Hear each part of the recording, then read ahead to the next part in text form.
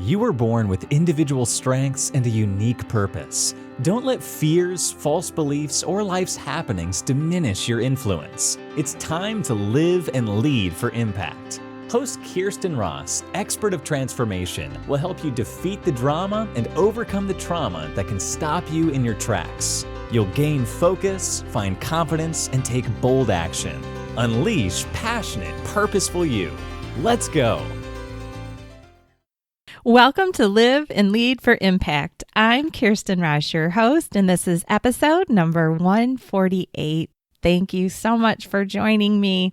Today, I am talking about tenacity. It's actually one of my favorite words. I'm going to share some insights and two key concepts to living with tenacity.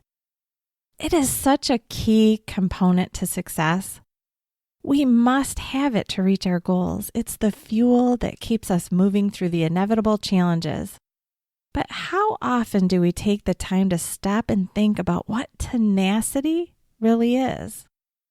Let's spend a minute to figure out what tenacity looks like and how we can create it to use it to our advantage. When I'm working with clients, I often use the analogy of getting your screaming baby strapped into a car seat to illustrate tenacity. Because if you have kids, you have experienced tenacity. When you're putting your child in their car seat, your purpose is to make your baby safe. Your baby hates to feel confined and wants nothing to do with it, though. You can't reason with a baby or explain your logic, so you must just make it happen. I mean, nicely and gently and all of that, but it's a non-negotiable. And there's nothing worse than hearing your baby scream. It's so difficult to hurdle the challenge of lovingly strapping them in as they arch away from the confinement and scream with all of their might. At that moment, they're actually being quite tenacious as well. So your tenacity dictates that the car will not move until the child is fully secure. The dictionary has this definition: strength of will, strength of purpose. And in the car seat example, your strength of will is equal to your strength of purpose. You must have both to be tenacious. See, a strong purpose without will or a strong self-discipline, and you get nowhere. You're like a race car in park, all the potential to move efficiently, but you have no forward momentum. On the other hand, strength of will without clear purpose, and you're in constant motion seeking to achieve, make your impact, but in all different directions, more like a bumper car. So if I'm wishy-washy about my desire to reach a goal because I lack the fire of purpose, I'll be easily stopped by any challenge. I can tell myself that it doesn't really matter, or this must be the sign that I'm to work on something different. It's also easier to make excuses. I just didn't have time for it, or other things just seem more interesting. When I was in college, it took me a long time to pick a major. I actually ended up with two, and this story goes way, way back, but I still feel those feelings of uncertainty. So I was definitely driven to get my degree, but I didn't have a vision for the kind of impact I wanted to make in the world. So no specific purpose. It was thus difficult to determine which classes I should take.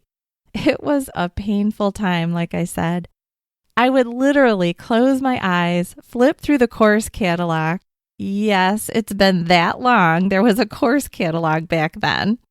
And drop my finger down on the page. If the class sounded even remotely interesting, would get me closer to graduation, and was at a convenient time and location, I signed up.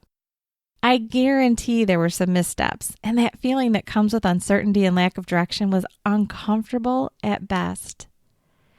In contrast, once I had my specific vision of helping others to create more purposeful, fulfilling, balanced work, I was on fire and anxious to make my class selections each semester. Time, location, duration became much less important. The only thing that mattered was what I could glean from a class to use to fulfill my mission. Where is your lack of purpose and mission robbing you of tenacity? What's driving your decisions?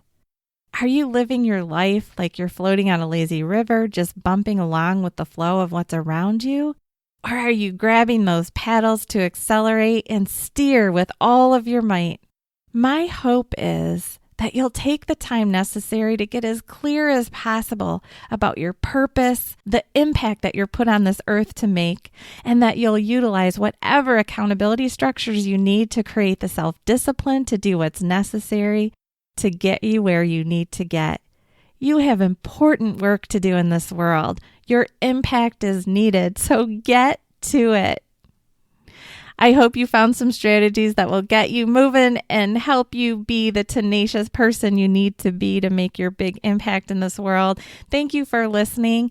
And hey, stop over to my website, defeatthedrama.com, click on the podcast site and reach out to me. I'd love to hear from you.